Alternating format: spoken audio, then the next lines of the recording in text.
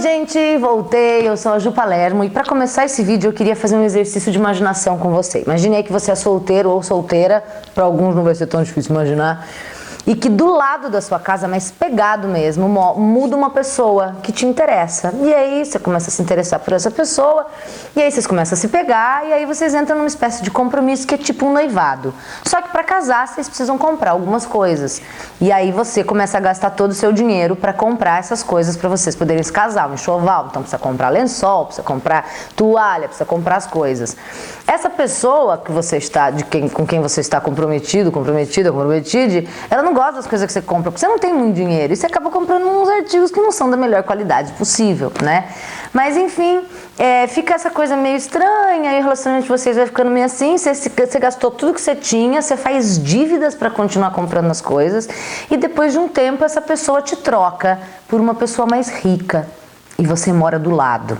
E aí você que foi abandonado, abandonada, você está em dívidas, que você gastou todo o seu dinheiro por causa desse relacionamento, essa pessoa agora está com uma pessoa mais rica e você tem que ouvir essa felicidade, porque da sua casa você ouve tudo na casa do lado.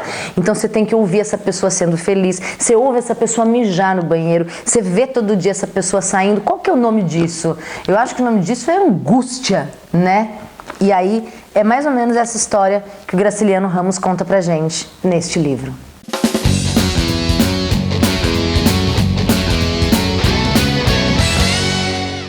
Bom, Graciliano Ramos publica Angústia é publicado, na verdade, em 1936, quando Graciliano Ramos está preso. Ele foi preso por suspeita de participar de uma conspiração comunista. Na verdade, parece que ele nem tinha nada a ver com isso. E aí ele entregou os livros, entregou os originais e foi preso. Então o livro foi publicado quando ele ainda estava preso. A gente está falando da ditadura Vargas, né, da era Vargas. E quando o Graciliano Ramos sai da prisão, tempos depois, ele vai ingressar no Partido Comunista a partir de 1945. Ele, de fato, ingressa no Partido Comunista Brasileiro em 1945.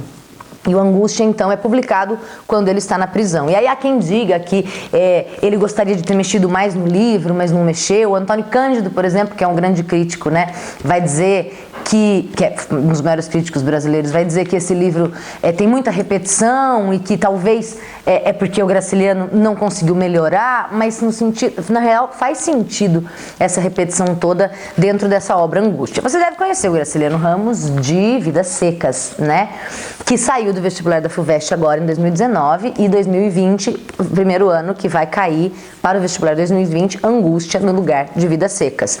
E assim, o Graciliano Ramos nasce em Alagoas, eu tô com uma colinha aqui, ele nasce em 1892 e morre em 1953, ele vem de uma família de classe média, né? A gente já conversou muito sobre isso, quem é meu aluno, que em geral a história da literatura em língua portuguesa, na verdade a história da literatura, mas principalmente no Brasil, é feita por uma elite branca masculina, né? Que é o caso do Graciliano aqui, talvez não tão elite, mas ainda assim classe média, então tem essa coisa da dedicação ao estudo. E a obra do Graciliano, em geral, fala muito do Nordeste brasileiro, né? Vidas Secas, por exemplo, é o grande exemplo disso, da literatura regionalista da década de 1930, o romance de 30, que é marcado pelo engajamento, que é marcado pela denúncia social, pela crítica social. O que a gente tem de contexto histórico aqui, então, é a Revolução de 1930, é o fim da Primeira República, ainda o que tem de contexto, o crash da Bolsa de Nova York, a crise no café do Brasil, todo esse rolê, a questão do Getúlio Vargas, né? É o contexto para o Graciliano Ramos, o momento em que ele escreve, e é o contexto também de Angústia, 1936, faz parte do romance de 30, mas a gente pode dizer, e essa é uma característica do Graciliano, que é uma análise psicológica dos personagens, né? A gente tem isso como uma ponte com o realismo. Eu te falei no vídeo de Caminhos Cruzados, se você não viu, veja aqui no canal. Das características dessa geração de 30, que tem muito dessa questão do neorrealismo, é considerada neorrealista, né? Quando o autor escreve essa obra, ele não está necessariamente interessado em contar a história do personagem, mas através do personagem espelhar uma sociedade. Isso os realistas fazem, Machado faz brilhantemente, e os neorrealistas recuperam um pouco dessa tendência. E essa análise psicológica dos personagens é uma coisa, são personagens esféricos, como a gente diz, né? E não planos, como no romantismo, por exemplo. Ela é boazinha, a heroína é só boazinha, o tempo todo boazinha. Não, esses personagens são como nós, são esféricos, têm diversos ângulos e às vezes são bons e às vezes não são. Então isso são relações que a gente pode estabelecer de repente até com Quincas Borba, por exemplo, que são 2 obras que estão na lista da FUVEST, pode aparecer uma questão de literatura comparada. Mas além do psicológico, a gente tem a questão social, claro, né? Vidas Secas, por exemplo, fala disso. É que aqui a gente tem uma análise que ao mesmo tempo é psicológica e é social, que trabalha nessa obra, um perfil psicossocial político que nos leva a analisar criticamente essa história, então, através da história que o Graciliano vai contar nesse livro. No caso de Vidas Secas, o que a gente tem é um cenário que é angustiante, é um cenário que é opressor, que é toda a questão da seca, a questão do clima, né? Não só, mas que representa, de uma certa forma, uma metáfora do Estado Novo, mas também as condições, as péssimas condições de sobrevivência desses caras por não terem direitos à saúde, educação, saneamento, moradia e tudo mais. Aqui, a opressão não é necessariamente tanto do cenário, mas ela é uma opressão mais social, né? A que classe pertencem esses personagens e como que isso acaba funcionando para nos levar, para levar o nosso olhar, para direcionar a nossa interpretação dessa história. Bom, uma das primeiras coisas que a gente tem que falar quando fala de angústia e que é característica da obra e que a torna talvez para você um pouco estranha, é a característica principal, que é a ideia do fluxo de consciência. E o que é o tal do fluxo de consciência? É quando no livro eu tenho o pensamento do personagem, esse complexo processo de pensamento dele, que vai misturar memória com realidade, presente com passado, desejos, coisas que ele gostaria que acontecessem, coisas que de fato aconteceram. Eu tenho uma livre associação de ideias, isso é muito louco, né? Então, é a maneira como a gente pensa. Por exemplo, quem é meu aluno, quando eu estou dando aula, eu estou falando de uma coisa, daí eu lembro de outra, é uma coisa meio de digressão, mas que não chega a ser uma digressão no sentido de eu vou e volto, porque aqui às vezes ele não volta, porque a gente, quando está falando sozinho, ou está pensando uma coisa, e é esse monólogo, esse pensamento, o pensamento vai por uma associação, você lembra de outra coisa, que por uma associação te leva a outra coisa, e aí você, como leitor, meu Deus, estou um pouco perdido. É uma coisa que pode acontecer por conta dessa ideia do fluxo de consciência. Então, da associação de ideias, a narrativa fica não linear, porque ele vai saltando, né, e misturando, como eu disse, as lembranças a fatos da vida mesmo. Tem um exemplo disso aqui, que está na página 18. Deixa eu achar. Aqui, ele está contando de quando ele era criança, e aí observe como que ele vai fazer essa relação. Ele está falando da escola, e daí a escola era triste. Eu estou falando, gente, a minha edição é da editora Record, tá? A escola era triste, mas durante as lições, em pé, de braços cruzados, escutando as emboanças de mestre Antônio Justino, eu via, no outro lado da rua, uma casa, que tinha sempre a porta escancarada, mostrando a sala, o corredor e o quintal cheio de roseiras. Moravam ali 3 mulheres velhas que pareciam formigas. Havia rosas em todo canto. Os trastes cobriam-se de grandes manchas vermelhas. Enquanto uma das formigas de mangas arregaçadas remexia a terra do jardim, podava, regava, as outras andavam atarefadas, carregando braçadas de rosas. Daqui também se vêem algumas roseiras maltratadas no quintal da casa vizinha. Então, antes ele estava no plano das memórias, agora ele já veio para o presente. E a rosa das roseiras das vizinhas de quando ele era criança traz ele para a rosa do quintal de agora. Daqui também se vêem algumas roseiras maltratadas no quintal da casa vizinha. Foi entre essas plantas que, no começo do ano passado, avistei Marina pela primeira vez, suada, os cabelos pegando fogo. E daí ele vem, lá estão novamente os meus desejos, calam-se a covardia. E aí ele já começa a refletir sobre isso. Então ele começa a contar da infância, daí isso traz ele para o presente, daí ele começa a refletir sobre isso, e não necessariamente ele vai fechando as janelas. Então essa ideia do fluxo de consciência, que é uma das características mais importantes aqui, e que você encontra, sabe onde? Clarice Lispector.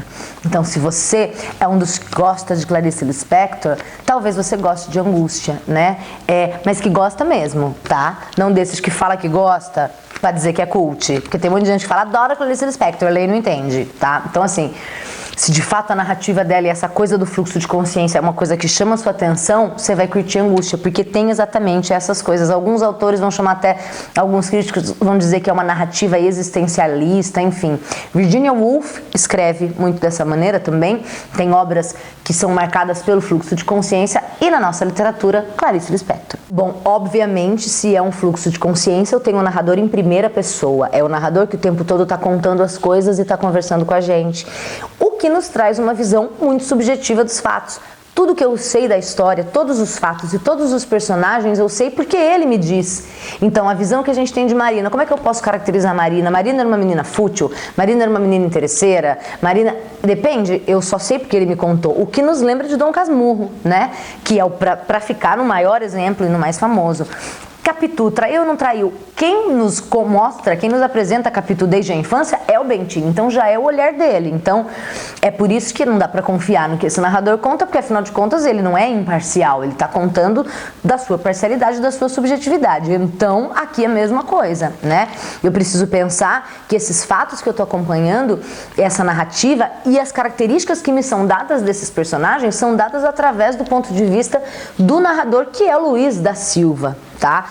Luiz da Silva, e esses três são os principais personagens. Bom, o principal é o Luiz da Silva, que é o narrador personagem, mas a gente vê muito Marina e muito Julião Tavares. Essa é a tríade de personagens que vai ser mais importante para nós aqui, com algumas outras aparições, mas o grande rolê é entre eles aqui, né? E é louco porque assim...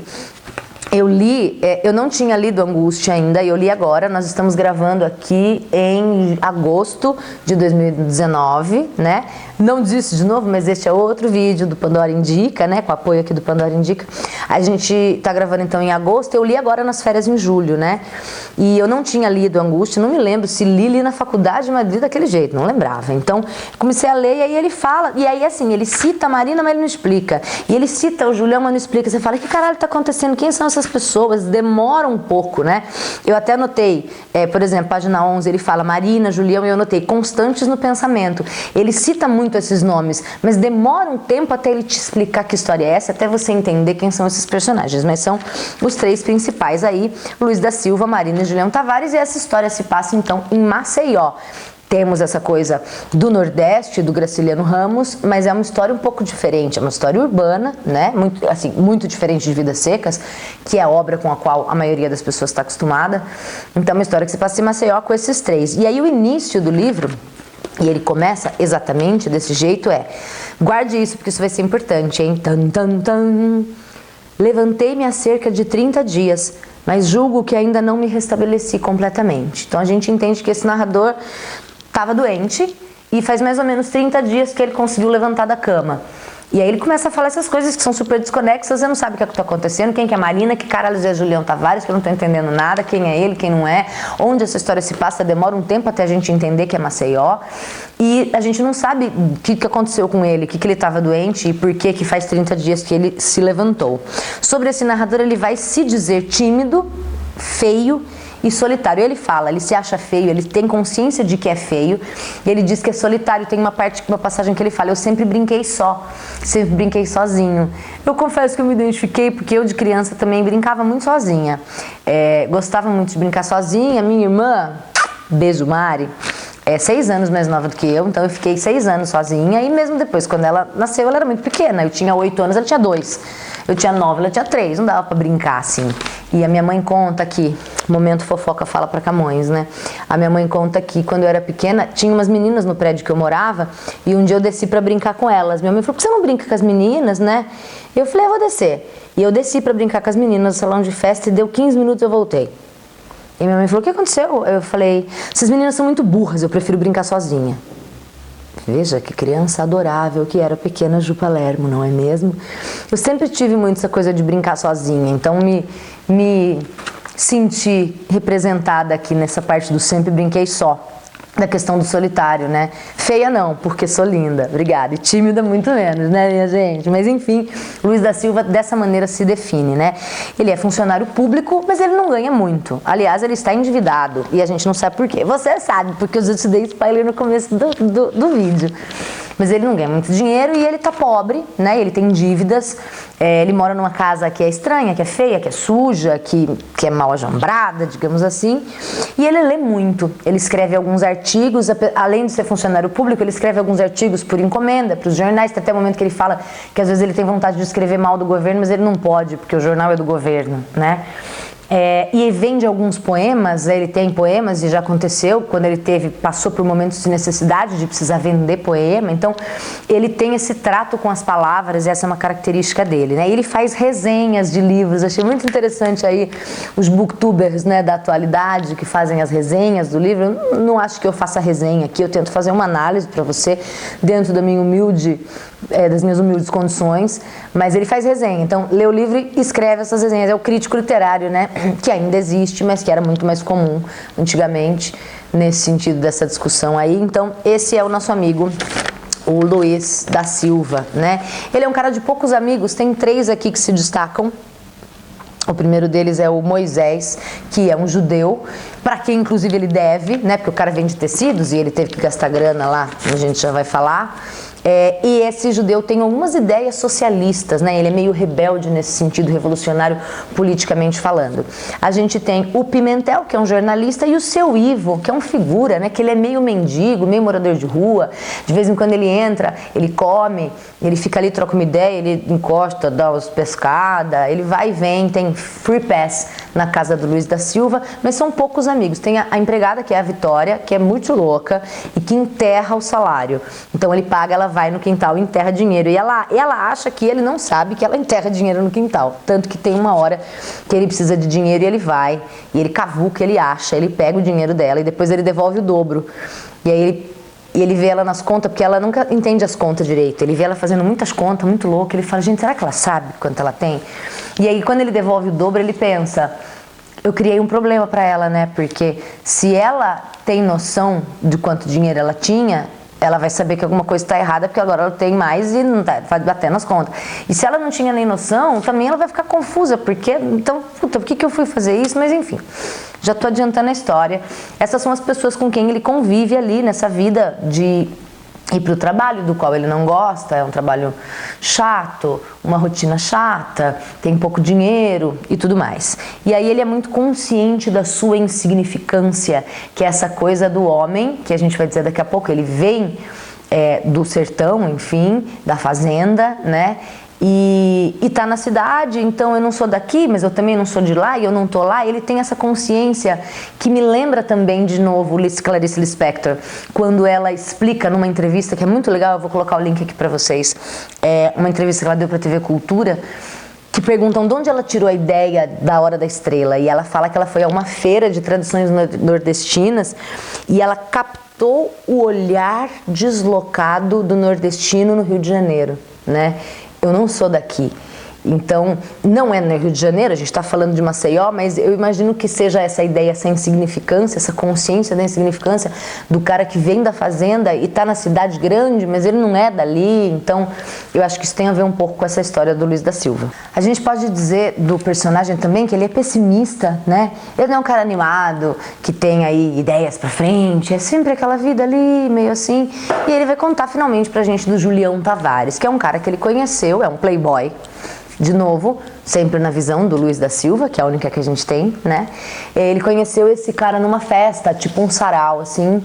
E aí, ele é muito reservado, né? Mas o cara ali, tal, quis ficar amigo, tal, chegou, foi pra casa dele e descobriu onde ele mora e não para de frequentar a casa dele. E ele não consegue afastar o cara, porque ele também não chega e fala, mano, sai daqui, não quero trocar ideia com você. E o cara meio que se força a ser amigo dele, começa ali a frequentar a casa dele, ele não consegue se afastar. E aí, ele usa algumas palavras para se referir ao Julião. Ele fala que ele é um literato e bacharel, e ele sempre se sente menos do que o Julião, né? Ele diz que ele é reacionário e católico e que ele adorava o Brasil Você sacou o tipo do Julião? Vou falar de novo.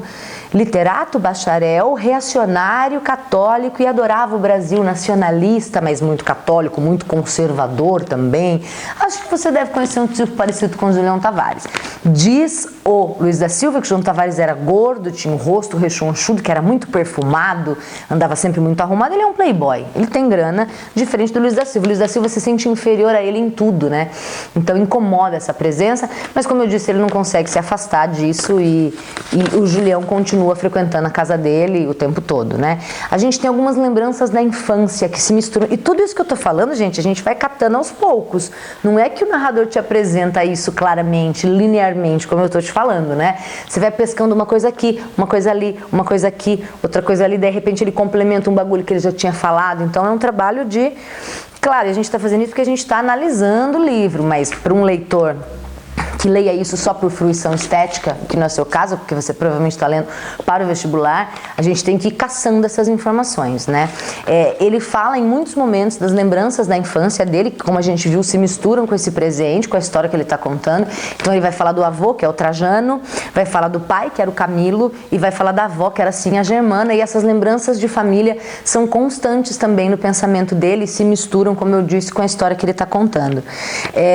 Depois que o pai morre, e tem essa passagem que eu vou falar mais pra frente no vídeo, ele acaba saindo pro mundo, né? E ele, como ele estudou, ele ensina um pouco o que ele sabe. Então ele vai trabalhar como professor. Ele chega num lugar e ele ensina os meninos. Quando acaba o que ele sabia, ele muda para outro lugar para ensinar outros meninos. Ele vive um tempo assim, depois ele vai trabalhar como soldado e ele termina mendigo. Ele fica nas ruas, mendigando, dormindo em praça, até que ele consegue prestar um concurso público e passa no concurso. Então chega nessa situação que a gente está vendo ele agora. Ele não tem muito dinheiro, mas é funcionário público, vende um poema aqui, escreve um artigo ali. E tá tudo nessa vidinha até que um dia se muda para o lado da casa dele um casal com uma menina, uma moça, que é Marina, né? E no quintal deles, a única coisa que separava o quintal deles era uma cerca. Então ele vê essa moça que é muito bonita, de olho azul, às vezes ele fala que o cabelo dela ele fala cor de fogo, mas às vezes ele fala loira, então a gente fica aí entre o loiro e o ruiva, e eu não sei, eu já vi gente falando, quando fala dessa obra que ela era ruiva, já vi gente falando que ela era loira. Pra mim ficou essa coisa indefinida mesmo, assim, e eu acho que talvez faça sentido dentro da obra, já que é uma coisa de memórias e as nossas memórias às vezes são embaralhadas, eu não sei, ou eu que tô louca, eu não tenho certeza se ela é ruiva ou se ela é loira, mas pra mim fica essa coisa meio no meio aí. E ele vê ela no quintal, e ela vem, conversa, tal, né? E eles começam a ficar meio que amigos, eles trocam umas ideias, mas ele é sempre fechadão e ela é muito aberta. Geralmente história de amor é sempre assim, né? Você tem um personagem mais fechado, outro mais expansivo. Enfim, eles vão ali, conversam, começam a conversar e não sei o que e tal, e aí um belo dia eles vão dar uns pega, e tem as descrições dos pega deles e tal, e ela fica horrorizada, porque não é isso que ela esperava. E aí ele até pensa, nossa, acho que eu pensei mal dela, porque assim, ela pinta as unhas, ela tira a sobrancelha, ele fala, que moça é essa que tira a sobrancelha, gente? Moça séria não tira a sobrancelha, moça séria não pinta a unha, né? Engraçado, eu fico pensando o que pensaria Luiz da Silva sobre essa sobrancelha que vocês fazem assim hoje, mas tudo bem. E aí quando ele pega, eles dão uns pega e ela fica incomodada, ele fala, nossa, até acreditei que de fato ela nunca fez isso, né? E aí ele fala, relaxa, vamos casar, a gente casa, não tem problema. E eles começam a frequentemente se pegar ali no quintal de noite, ela escapa, vai pro quintal, eles se pegam e ele tenta chamá-la para entrar sempre e ela não entra, né? Não, vamos casar, vamos casar. E ele tenta levá-la pro quarto, mas ele nunca consegue. E assim, ele frequenta a casa dela, os pais começam a conversar e os pais pedem para ele arrumar um emprego para ela, né? Arruma um emprego para essa menina, a mãe principalmente. O pai fala, mas emprego do que? Ela não sabe fazer nada. Essa menina não serve para nada. É o homem que casar com ela vai fazer um péssimo negócio, porque essa menina não nasceu para nada. Ela fez escola que nem as outras, mas deve ser meio burra, porque não foi para frente. Então, o próprio pai a denigre desse jeito. Enfim, quando eles começam a se pegar e fica essa coisa do noivado, mas não é um noivado assim, ai, estamos apaixonados, vamos nos casar, é um noivado maravilhoso. É mais um noivado porque ele tá ali, ela tá ali, ele gosta dela, ela já deu uns pega nele, vou fazer o quê? Não tem uma animação. E ele começa a pensar, ele não quer um casamento grande, ele nem pode, ele nem tem dinheiro, eles nem podem exigir muita coisa. E aí, ela começa a colocar umas condições, porque tipo, eu preciso fazer meu enxoval, então eu preciso de dinheiro, precisamos comprar as coisas. Ele falou, mas o que você quer comprar? Não tem que comprar nada. Tem a casa aqui já, não, mano, é assim, que tem que ser. Ele, tá bom, aí ele dá um dinheiro pra ela, fala, ó, vai lá e compra o que você precisa. E quando ele volta, ela comprou tipo 2, 3 coisas. O dinheiro que dava pra ela comprar um monte de coisa, porque ela comprou do melhor. Ele fala, gata, eu não tenho dinheiro pra isso, para de ser louca, né? E ela fica bem chateada, ela fica meio de bode. E a relação vai se arrastando desse jeito. Ele dá mais dinheiro pra ela, comprando as coisas, comprando enxoval. O dinheiro dele acaba e ele vai se endividar. Ele vai fazer dívidas pra comprar mais coisas pro enxoval. E a relação deles começa meio que assim, ele tentando comer ela nunca entra no quarto, nunca vai pra casa, sempre na esquiva. E a relação vai dando uma esfriada e nisso o Julião Tavares frequentemente visitando a casa dele, até um dia que ele chega do trabalho, o Julião tá na casa dele, olhando pela janela pra Marina e ela toda se mostrando e ele fica putaço, manda o Julião embora, briga com ela fala, imagina, não tem nada, não tem nada. Só que adiantando a história, o tempo passa e o relacionamento deles vai morrendo e de repente ela o troca por Julião. Então ela fica noiva, enfim, compromisso com o Julião e o nosso amigo tem que ver tudo, né? Então a Marina larga ele pra ficar com o Julião, porque o Julião é rico, o Julião é playboy. E aí Julião enche ela de presentes, traz comida pra comer com a família, leva ela na ópera, no teatro, e são sempre muito felizes. E o Luiz da Silva, que agora já era triste, já era tímido, pessimista, tá fudido, tá sem grana, tá endividado, tá devendo pra Deus o mundo, tá puto, tomou um pé na bunda e ainda tem que ver a felicidade porque a mina é vizinha. Então ele vê o cara chegando o tempo todo, ele vê, ele ouve do banheiro, ele ouve porque a casa dele é colada, ele ouve ela mijar. Tem uma passagem que eu vou ler depois pra vocês que ele fala do som do mijo dela. E essa coisa muito louca da pessoa apaixonada, de certa forma, né, desiludida, que tomou um pé na bunda e que fica ouvindo o barulho dela mijando, porque é o mais perto que ele pode chegar dela, porque ela trocou, ela tá com outro e ele tá na merda por causa dela. Não é uma angústia? Então eu tenho angústia no tema, eu tenho angústia na situação desse personagem, eu tenho angústia na linguagem, que é essa linguagem louca de fluxo de consciência que eu tenho que ficar caçando onde exatamente estão acontecendo as histórias, enfim, essa é a história. E o Julião ali, todo muito feliz, e ela muito bonita, e passeando pra lá e passeando pra cá, até que um dia o Julião, as visitas começam a diminuir, ele desaparece, para de ir, e ele no banheiro, ele ouve ela tomando banho, e ele ouve um dia ela com a mãe brigando no banheiro, e descobre que ela está grávida do Julião, né? Julião, que não aparece há muito tempo. Então, assim, é o desespero de saber que essa pessoa te trocou por uma pessoa que era mais rica que você, que é um bosta e que largou ela e ela tá grávida dele. E ao mesmo tempo que ele quer que ela se foda, ele gosta dela. Então, e é isso, é o sentimento do personagem esférico, né? Ele quer que ela se foda, bem feito, mas ao mesmo tempo, puta que pariu, o que eu vou fazer? Como é que eu posso ajudar? Que dó. E tudo isso é muito misturado, né? E ela tá grávida e ele descobre então que ela tá grávida do Julião Tavares. Então o seu Ivo, que é esse morador de rua que frequenta a casa dele ali às vezes, do nada dá um pedaço de corda pra ele. E aí ele fica com aquela coisa da corda, e ele carrega a corda com ele, bota no bolso, e ele primeiro, não quero isso, o que eu vou fazer com essa corda? Porque na verdade ele já tem ideia do que ele pode fazer com essa corda. Aí ele segue a Marina, né, pelas ruas, e ele descobre que ela vai fazer um aborto clandestino, porque afinal de contas, e ainda isso, né, 2019, temos ainda essa mesma realidade, mulheres pobres principalmente, quando querem se livrar de um filho indesejado, o caminho é o aborto clandestino, que é extremamente perigoso. E ele segue a Marina até a clínica, e na saída da clínica, ela já meio ali passando mal, e ele pega ela lixinho, sua puta!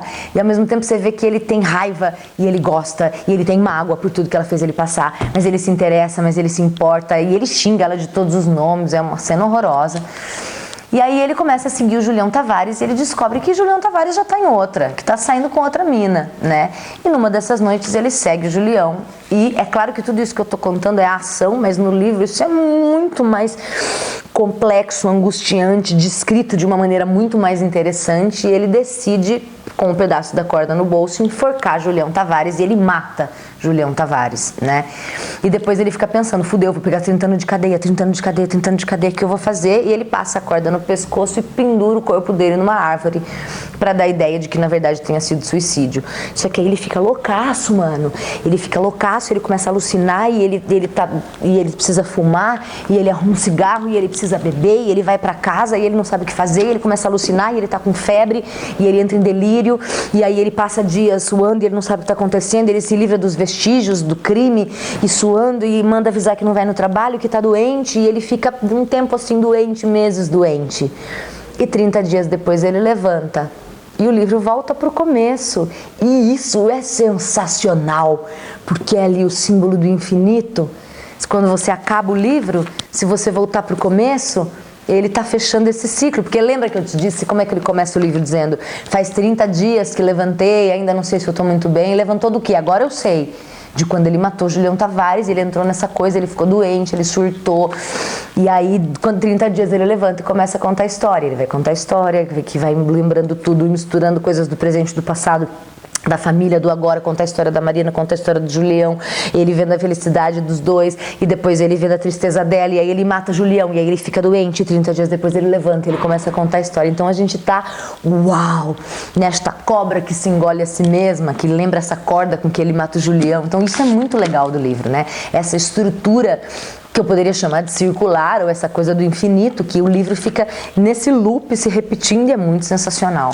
De verdade, eu sei que é uma bosta, porque você tem que ler pro vestibular, porque você lê correndo, porque você lê com pressa, porque você lê com uma vontade, porque você lê porque você é obrigado, mas é um puta livro, de verdade, tá? Deu uma chance para a Angústia, do Graciliano. Tem alguns símbolos, algumas coisas que a gente fala, a questão dos ratos, né? Ele constantemente fala de ratos e se sente um rato e ouve barulho de rato, essa coisa do roer, do corroer, que tem a ver com a situação da angústia. A gente tem alguns outros personagens, a Dona Mercedes, que é uma vizinha espanhola que vive decotada, perfumada, toda assim emperequetada. Eu fico pensando que eu ia estar fodida nessa época, porque a árvore de Natal que eu sou, de andar de brinco, de coisa, né? Eu ia ser uma dessas, que o povo ia achar que não era moça séria. E a Dona Mercedes não é considerada uma moça séria, ela recebe um amante rico de vez em quando, e a Marina adora. A Marina fala: nossa, eu queria ser chique como a Dona Mercedes. Isso no começo do relacionamento dele com ela, ele pensa: tem alguma coisa estranha com essa menina, né? A gente tem uma outra vizinha dele, que se eu não me engano é Rosália o nome, que o marido trabalha fora. E aí quando o marido vem de viagem, eles têm umas noites de amor muito loucas, eles transam alto, ele escuta tudo da casa dele, ele escuta os gemidos, ele escuta as palavras de que um chama o outro, ele fala: agora eles vão parar.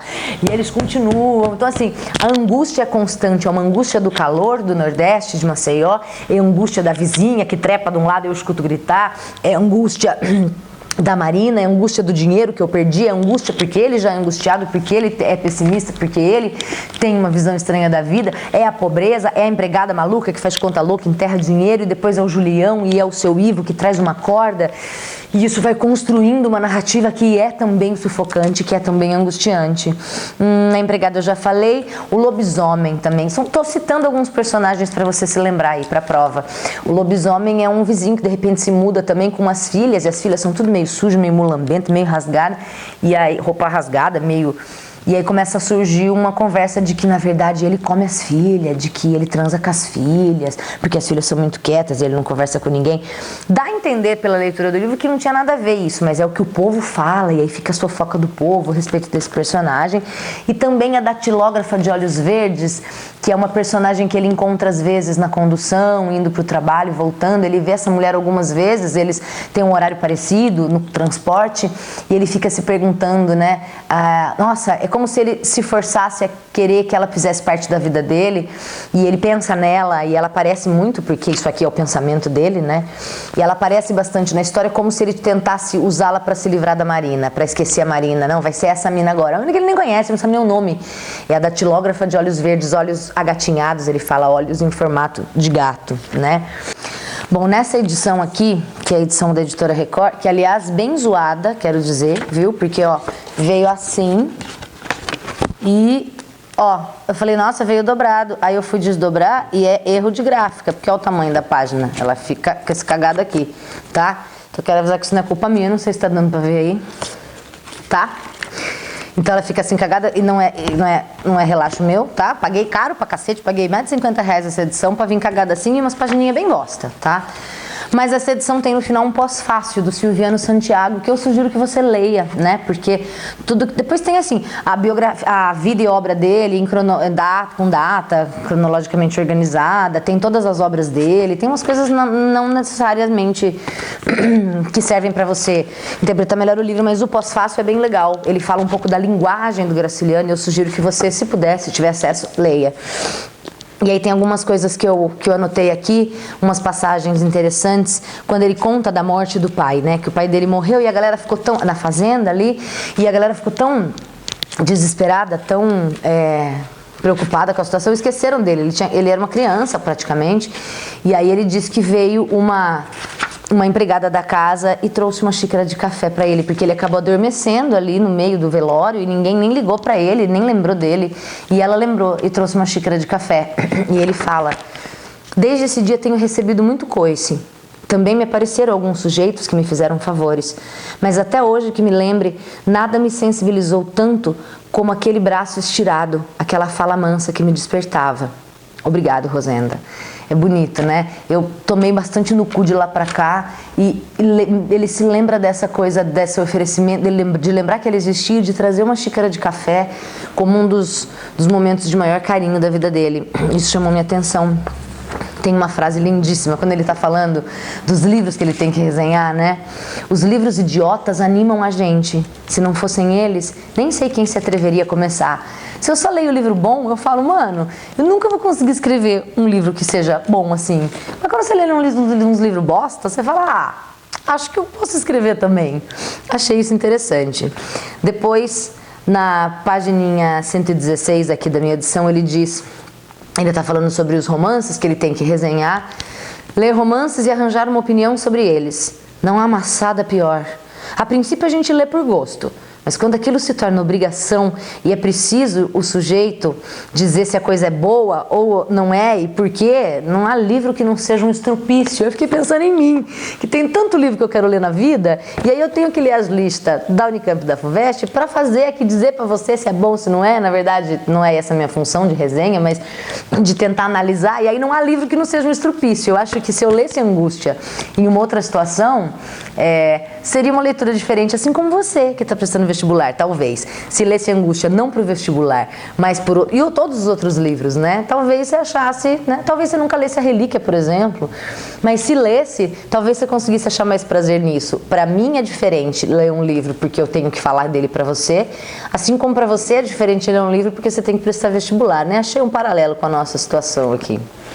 Depois tem uma na página 166, porque assim, não tem capítulos, é tudo meio que, né? Mas nessa página 166 ele vai dizer que ele decide, quando ele está ali tentando ver se ele desenterra ou não desenterra o dinheiro da Vitória para usar, e aí ele fala, ele usa um subterfúgio muito parecido com o que o Quincas Borba usa, e eu falei isso aqui no vídeo de Quincas Borba, que o Quincas fala, vou na casa da... O Quincas não, o Rubião fala, eu sempre troco os dois. Vou na casa da Sofia, hoje eu não vou. Se o carro vier da esquerda, eu vou, se vier da direita, eu não vou, né? Ele tem uma coisa parecida aqui, de tentar jogar o seu destino nas mãos de alguma coincidência, ou enfim, eu achei que era um link interessante.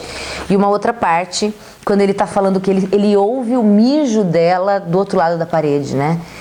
Em seguida mijava. Eu continha a respiração e aguçava o ouvido para aquela mijada longa que me tornava a Marina preciosa. Mesmo depois que ela brigou comigo, nunca deixei de esperar aquele momento e dedicar a ele uma atenção concentrada. Todo dia eu espero ela chegar para mijar, porque é como se ele participasse da intimidade dela e ele não consegue se libertar disso porque ela mora ali do lado. Então, assim, angústia, eu acho que faz todo sentido.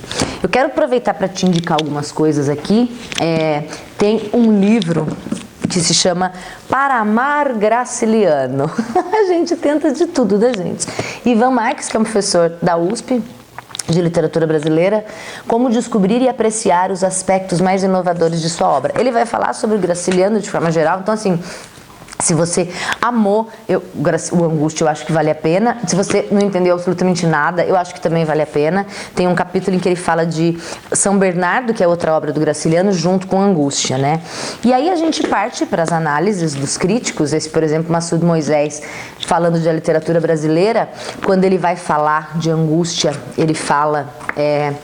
o protagonista, essa coisa do infinito que eu te falei, o protagonista e nós retornamos ao ponto de partida da narrativa, levantei-me há cerca de 30 dias, etc. Assim estabelecendo um círculo vicioso e ininterrupto, que exprime a angústia reinante em Luiz da Silva até o fim dos dias. Qual Sísifo, condenado a remoer incessantemente os passos do seu calvário, espia um crime gravado para sempre na memória conturbada e que nenhuma prisão será capaz de apaziguar. E ele não é penalizado pelo seu crime, mas ele nunca vai conseguir esquecer isso, e ele fica remoendo isso de uma forma angustiante que retorna sempre ao princípio quando chega ao fim, e do fim ao princípio, e do princípio ao fim, o tempo todo, né? Achei interessante essa ideia. E também o Alfredo Bozzi, no História Concisa da Literatura Brasileira, trata também sobre angústia em algumas partes. O livro avança com a rapidez do objeto que cai, sempre mais velozmente, mais pesadamente rumo à morte e ao nada. Estamos no limite entre o romance de tensão crítica e o romance intimista. Ele vai falar, às vezes, vai chamar de romance existencialista, até certo ponto marginal, uma experiência mais moderna do Graciliano, porque, como eu te disse, você que reclama do Saramago, aqui a gente não tem divisão em capítulos, né? Não tem numeração de capítulos, apesar de ter separações das sessões, mas nesse final eu gostei dessa ideia a velocidade do objeto que cai e que só acelera. Ao final é muito louco, ele vai enlouquecendo, e essa coisa do delírio dele, da febre e dessa piração, e a linguagem vai ficando assim, e você tem um parágrafo só e praticamente não tem pontos, e ela vai, e acho que essa coisa do objeto que cai, achei bem interessante essa ideia. De novo, é uma pena que tenha que ser para o vestibular, é uma pena que tenha que ser por obrigação e para prestar uma prova, porque é um livro muito massa. Eu espero ter podido te ajudar. Se você tiver algum comentário, escreva aqui pra mim que eu vou tentar responder, prometo. E é isso, você gostou, você não gostou, você achou difícil, você achou fácil, conta pra mim. Espero que dê uma luz nessa angústia toda. É isso, eu vou embora então, obrigada. Beijo por mais um vídeo e até a próxima.